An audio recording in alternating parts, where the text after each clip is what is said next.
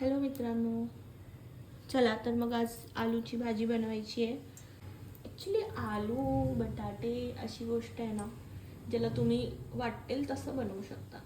पण मला असं वाटतं ती जितकी सिंपल असेल ना तितकी ती छान लागते.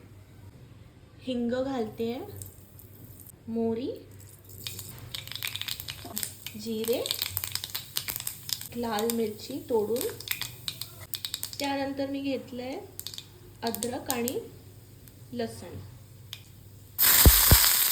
हे झालं की मग ह्यात डिरेक्टली आपण बटाटे घालूयात. मीठ मिक्स करायचं.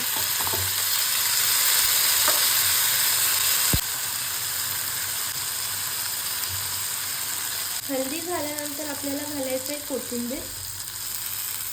कोथिंबीर ह्यासाठी घालतोय बिकॉज त्याचा जो एसेन्स आहे ना, त्याचा सुगंध, त्याचा टेस्ट त्या भाजीला लागतो.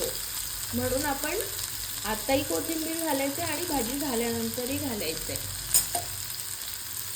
तिखट मी आणखी घातलं नाही आहे, ते आपण नंतर घालणार आहोत. लाल तिखट मी घालणार नाही आहे. That is the main part. ह्यात आता 2 इन्ग्रेडियंट मी घालणार आहे, which is the main part of this sabzi. आधी पहिले ह्याला सगळं मिक्स करून घ्यायचं चांगलं. हे सगळं मिक्स झालं की मग काय करायचं, पाणी घालायचं ह्यात थोडंसं, अगदी थोडं. हे बघा, 2 मिरच्या घेतल्या आहेत, त्याला लांब लांब मी कापलंय आणि घेतलंय, काय म्हणतात त्याला, कढीपत्ता. तर ह्याला काहीच नाही करायचं, ह्याला फक्त आपल्याला ह्याच्यावरती ठेवायचं आहे. ओके.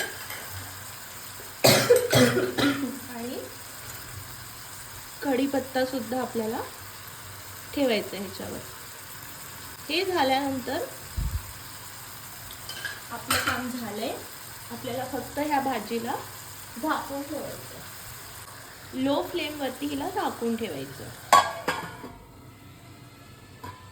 2-3 मिनिटं या भाजीला असं वाफेवरती ठेवत असताना जस्ट उघडून बघायचं की खाली भाजीला जळाली नाही पाहिजे. तर जर आपल्याला असं वाटलं की थोडी जळते आहे तर थोडंसं पाणी घालायचं, अगदी थोडंसं, आणि मग ह्याला परत झाकायचं, म्हणजे ती जळणार नाही, है ना.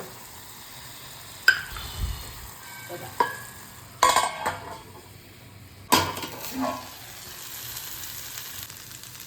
वरतून थोडासा कोथिंबीर. बघा किती छान झाली आहे. See how nice. वा. काहीच नाही, फक्त जिरे, मोहरी, हिंग, लाल मिरची, त्यानंतर हिरवी मिरची, अद्रक, लसण, कोथिंबीर आणि कढीपत्ता.